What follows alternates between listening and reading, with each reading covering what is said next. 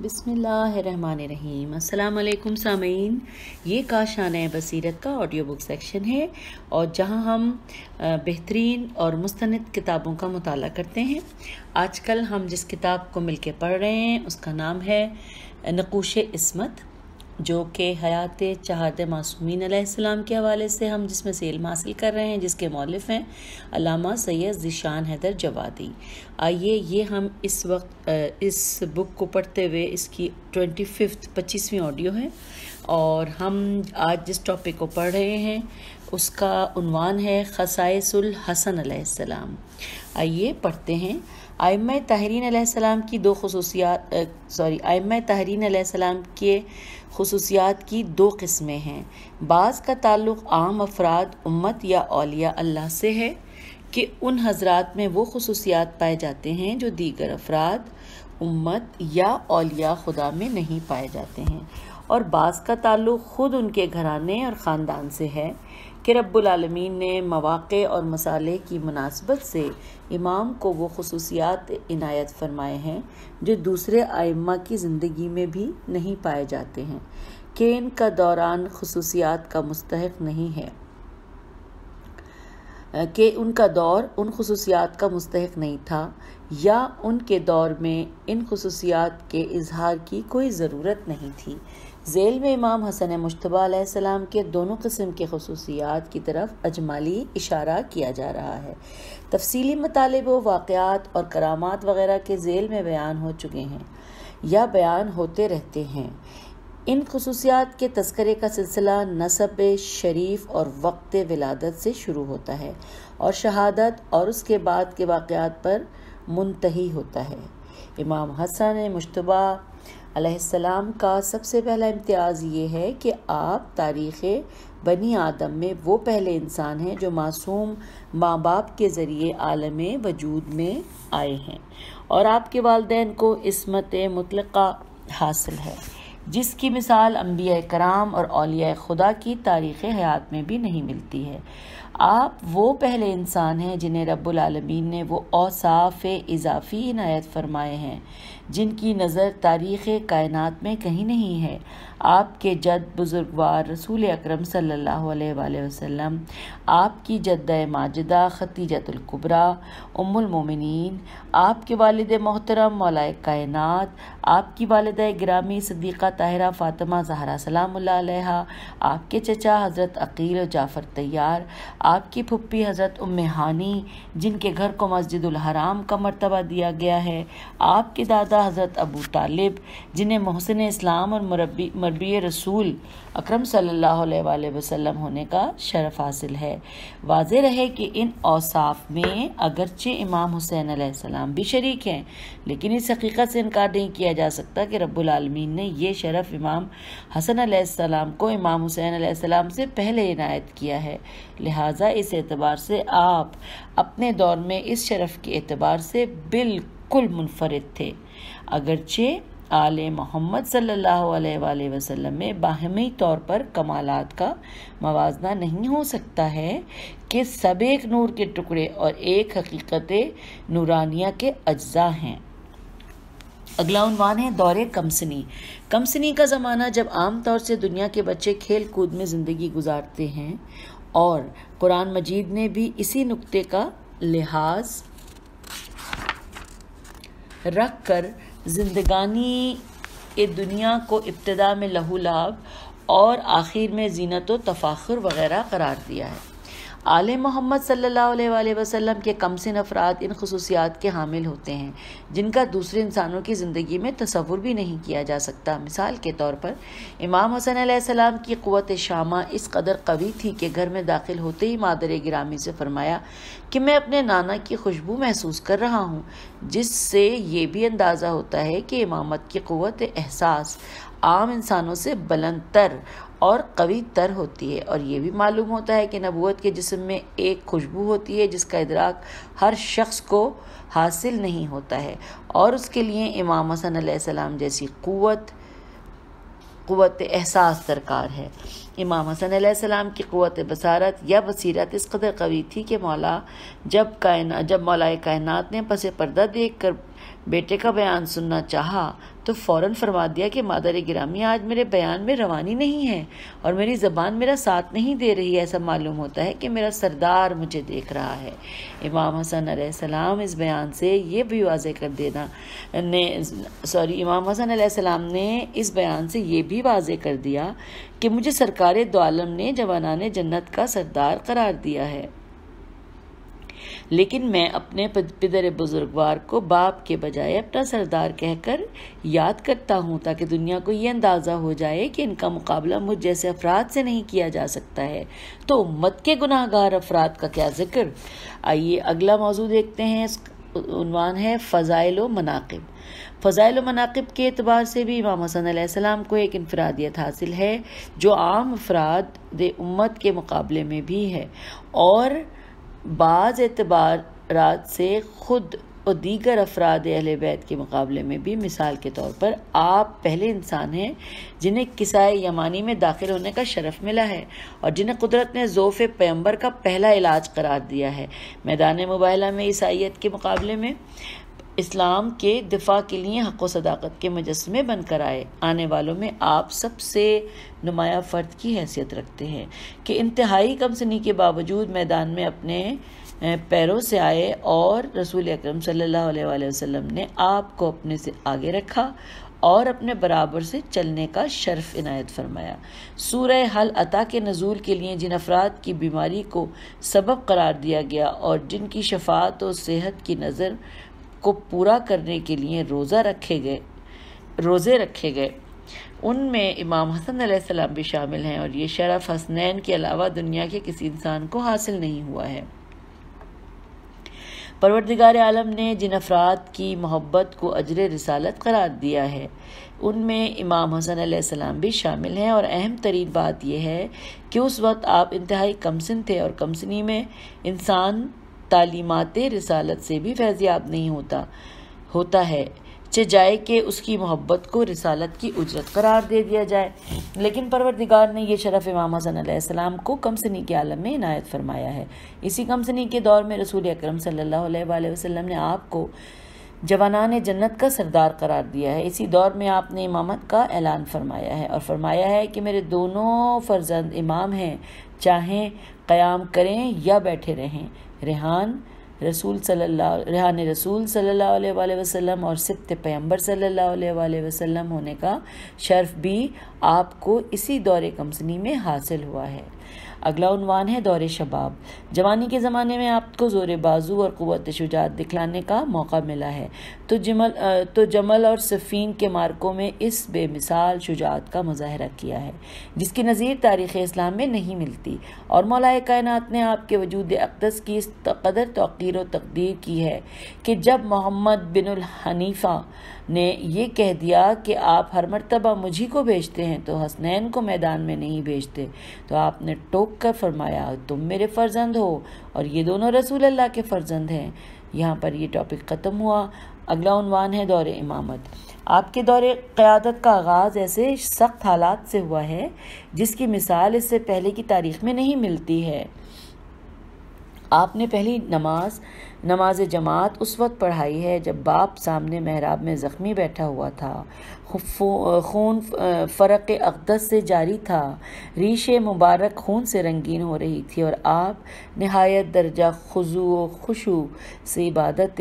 الہی انجام دے رہے تھے. دوسری مصیبت آپ کے سامنے یہ آئی کہ اس باپ کو بھی علل اعلان دفن نہ کر سکے جو خلیفۃ المسلمین ہو کر اس دنیا سے رخصت ہوا تھا اور جس کے غم میں سارا عالم اسلام سوگوار تھا، اس لیے کہ آپ کو شام کے مظالم اور امت اسلامیہ کی بے حیائی اور بے وفائی کا مکمل اندازہ تھا، اور یہ خطرہ تھا کہ نشان قبر واضح ہو گیا تو کسی وقت بھی قبر اقدس کی بے حرمتی کی جا سکتی ہے، جس طرح مسلمانوں نے مادر گرامی کی قبر کو کھولنے کا منصوبہ بنا لیا تھا اور مولا کائنات کے غیظ و غضب کو دیکھ کر اپنی رائے بدلنے پر مجبور ہو گئے تھے. تیسری عظیم ترین مصیبت یہ ہے کہ آپ کو مصلحت اسلام کی خاطر ایسے شخص سے صلح کرنی پڑی جس کے بارے میں آپ کو مکمل طور پر یقین تھا کہ میرے بابا کا قاتل یہی ہے، اور ابن ملجم کو تلوار، زہر اور ساتھ ہی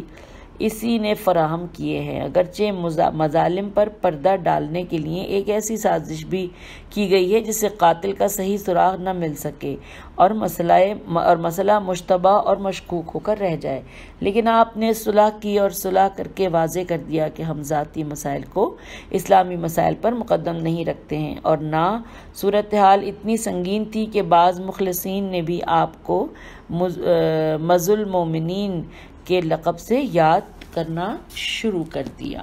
حقیقت امر یہ ہے کہ باپ کے قاتل نے جنگ کرنا اور اسے قتل کر دینا بہت آسان ہے، لیکن اس سے صلح کرنا اور ظاہر ہی حکومت کا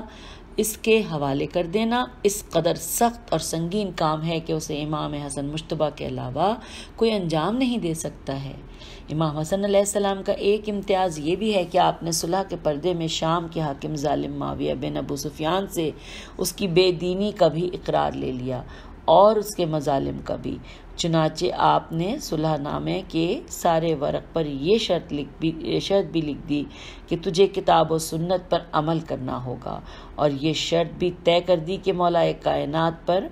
جاری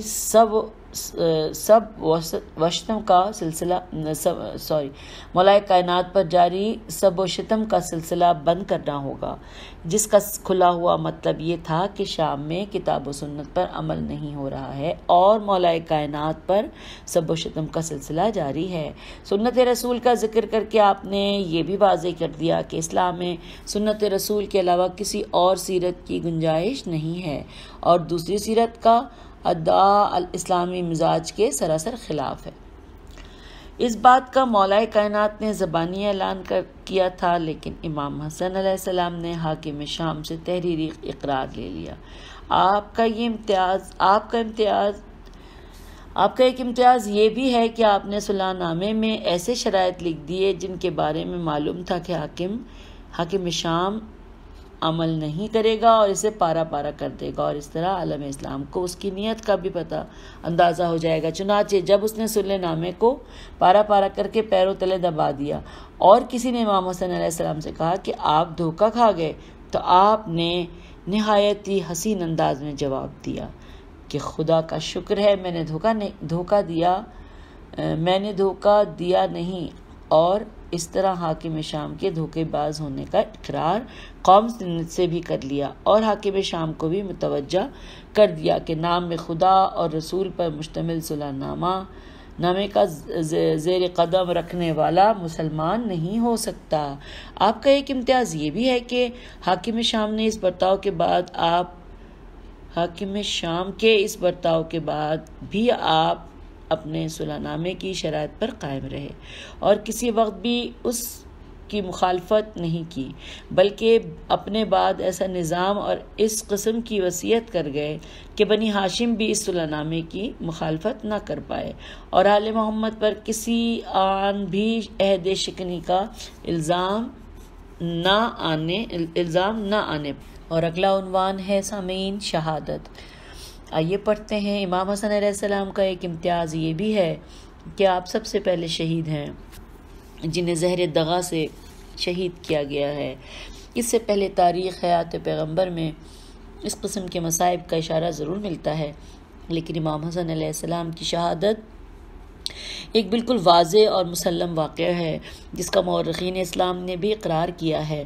اگرچہ قاتل اور زہر دینے والے کو مشتبہ بنا دینے کی بھی کوشش کی گئی۔ امام حسن علیہ السلام نے اپنی شہادت سے بھی واضح کر دیا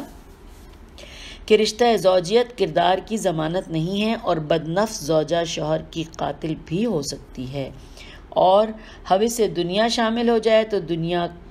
تو انسان کوئی بھی اقدام کر سکتا ہے۔ شہادت کے بعد جنازے پر تیروں کی بارش بھی آپ کے امتیازات مصائب میں شامل ہے، جس کی مثال اس سے پہلے کی تاریخ میں نہیں ملتی ہے۔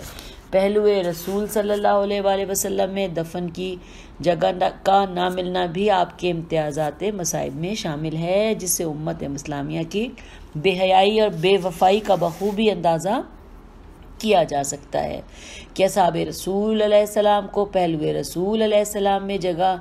مل سکتی ہے، لیکن فرزند رسول علیہ السلام کو نانا کے پہلو میں جگہ نہیں مل سکتی۔ اگلا عنوان ہے الزامات۔ امام حسن علیہ السلام کی زندگی کا ایک رخ یہ بھی ہے کہ آپ کو امت اسلامیہ نے اس طرح خلیفۃ المسلمین تسلیم نہیں کیا جس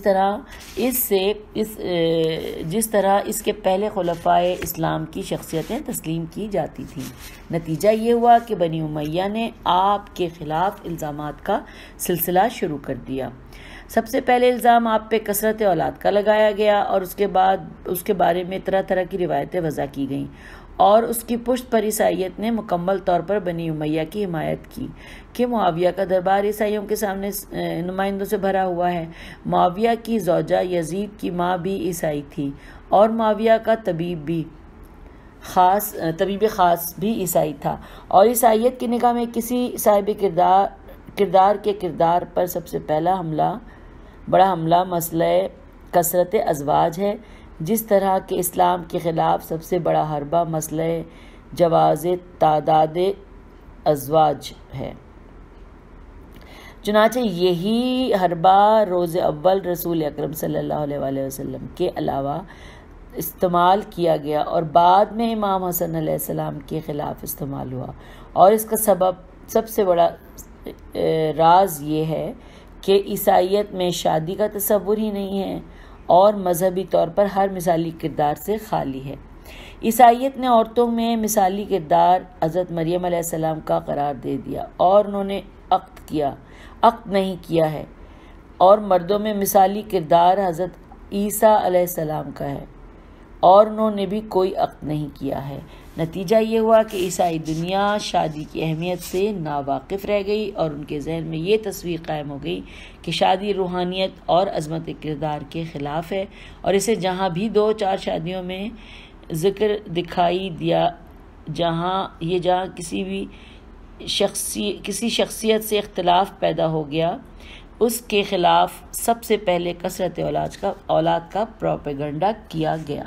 یا اس کی تعداد ازواج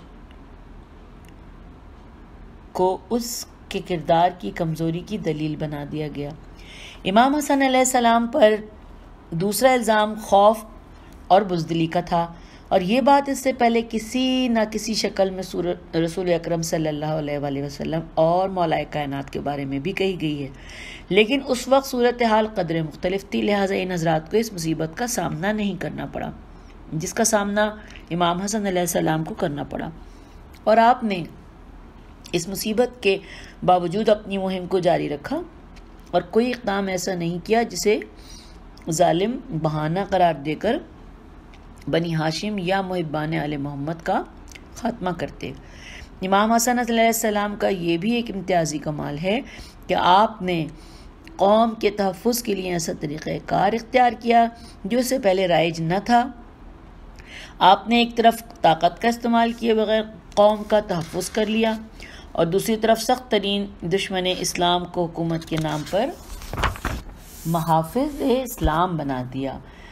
اور وہ بنی امیہ جو روز اول سے اسلام کے مٹا دینے کے درپے تھے، ان کا چشم و چراغ معاویہ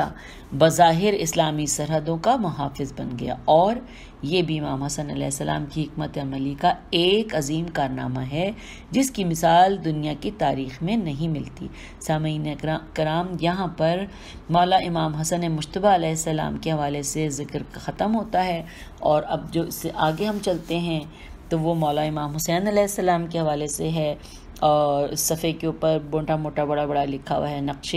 حیات امام حسین علیہ السلام، اور اس کے نیچے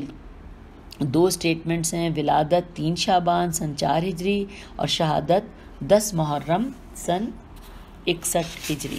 تو آئیے ہم اس وقت نقوش عصمت کے جس راستے کے اوپر کھڑے ہیں وہ ہم مولا حسین علیہ السلام کے حوالے سے ہم اب پڑھنا شروع کر رہے ہیں، اور جانیں گے کہ تاریخ کے دریچوں میں کیا کچھ چھپا ہوا ہے کہ جو ہمیں اب تک معلوم نہیں ہے۔ آئیے پڑھتے ہیں۔ نقش زندگانی امام حسین علیہ السلام۔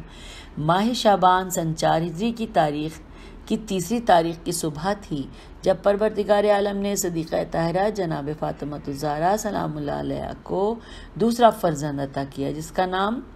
جس کا سب سے پہلا امتیاز یہ تھا کہ اس کے شکم اطہر میں رہنے کی کل مدت 6 ماہ تھی، جس کی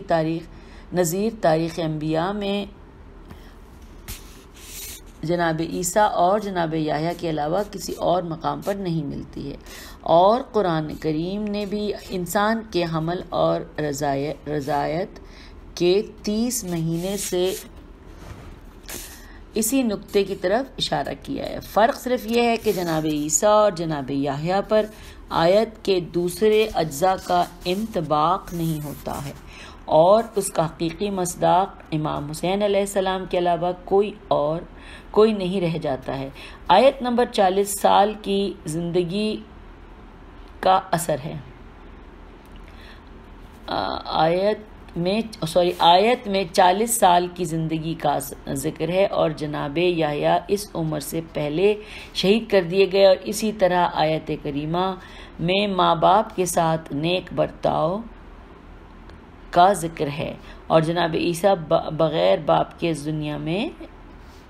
گئے تھے، لہٰذا آیت کا انطباق ان کی راحت پر بھی نہیں ہو سکتا۔ آپ کی ولادت کے موقع پر بھی جناب ام الفضل کے خواب کا تذکرہ پایا جاتا ہے، اور آپ کی ابتدائی زندگی کا آغاز بھی ام الفضل کے خدمات سے ہوتا ہے۔ فرق صرف یہ ہے کہ اس موقع پر ام الفضل نے یہ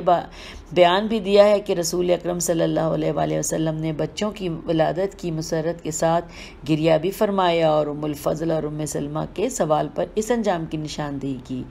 کہ اس فرزند کی زندگی کے خاتمے پر مصائب اور شہادت کی شکل میں پیش آنے والا ہے۔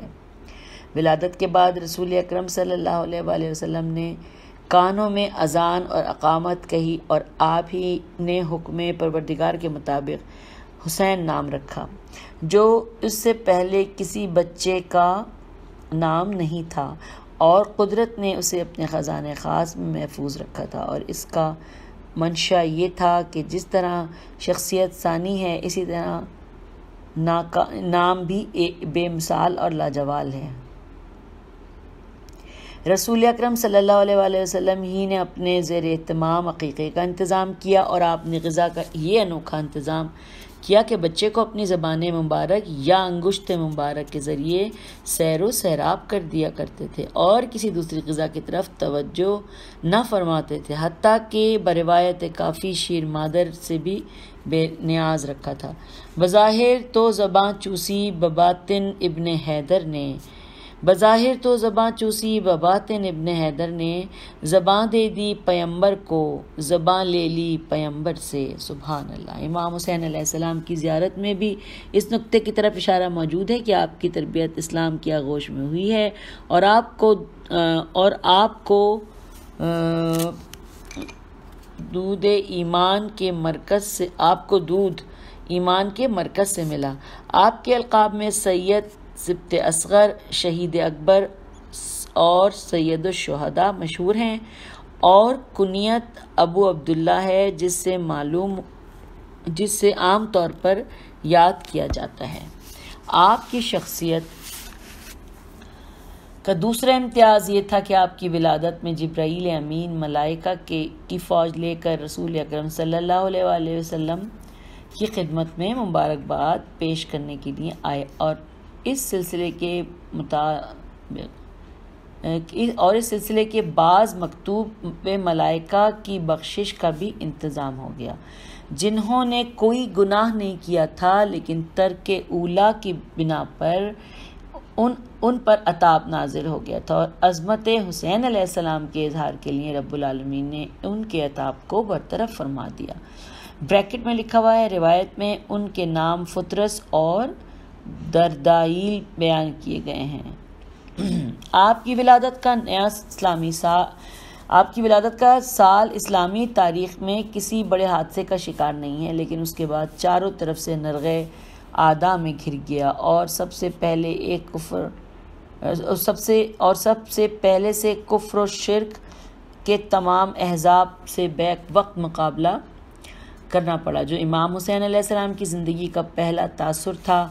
کہ کفر، شرک اور یہودیت نے چاروں طرف سے گھیر کر اسلام کو فنا کر دینے کا منصوبہ بنا لیا ہے، اور جد بزرگوار ایک میرے پدر بزرگوار کی طاقت کے اعتماد پر سب سے مقابلے کے لیے تیار ہیں، اور آخر میں پھر کل کفر کا خاتمہ بھی ہو جاتا ہے،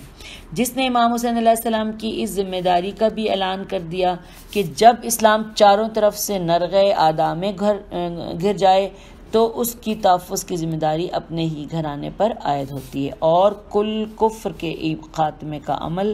اپنے ہی گھرانے کو انجام دینا ہوتا ہے، جس کا دوسرا منظر اسلام کی تاریخ میں کربلا کے میدان میں آیا تھا، اور امام حسین علیہ السلام کی زندگی کی ابتدا اور انتہا یکساں حالات کا نمونہ بن گئی۔ سن 6 ہجری میں حدیبیہ کی صلح کا واقعہ پیش آیا تو امام حسین علیہ السلام کی زندگی کا دوسرا موقع تھا،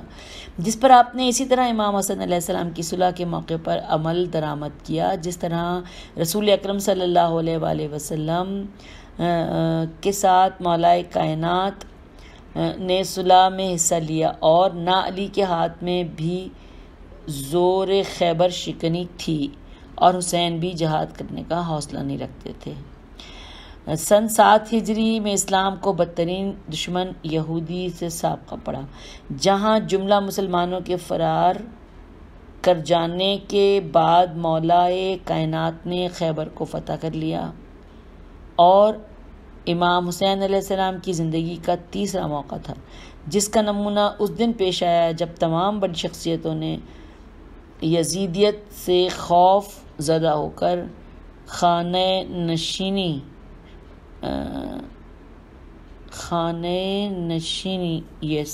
یا راہ فرار اختیار کر لی، اور امام حسین علیہ السلام اپنے ہر حرم کے ساتھ قصر یزیدیت کی چولیں ہلا دینے کے لیے کھڑے ہو گئے، اور اپنے منصوبے کو مکمل کر کے دکھلایا۔ سن 8 ہجری میں فتح مکہ ہوا، جہاں امام حسین علیہ السلام نے اپنے نانا کے عفو و کرم کا مشاہدہ کیا، اور یہ دیکھ لیا کہ منافقین کس طرح کلمہ پڑھ کر اسلام میں داخل ہو رہے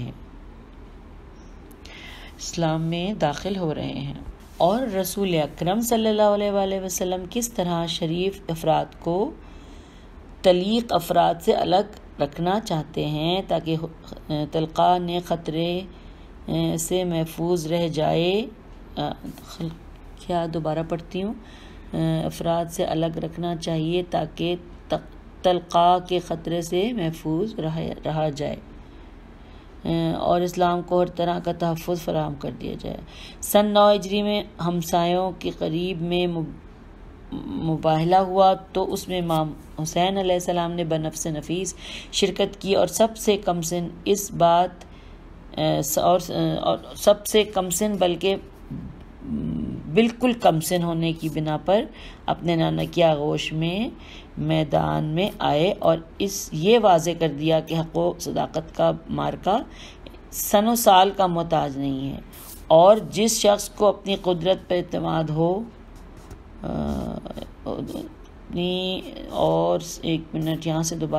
محتاج نہیں ہوتا، اور جس شخص کو اپنی صداقت پر اعتماد ہوتا ہے اسے ایسے مارکے میں حصہ لینا ہوتا ہے۔ امام حسین علیہ السلام نے نانا کی اس طرز عمل کی بھی تجدید کربلا کے میدان میں کی ہے، جب عیسائی عورت میسونہ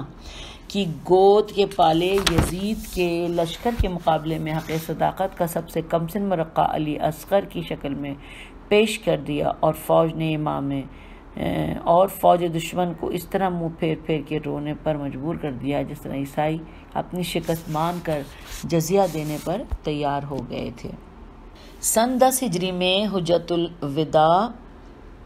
کا واقعہ پیش آیا، جہاں حج سے واپسی پر رسول اکرم نے مقام غدیر خم پر حضرت علی علیہ السلام کی مولائیت کا اعلان کیا، اور تمام بڑے بڑے اصحاب نے میں حضرت عمر رضی اللہ کے اس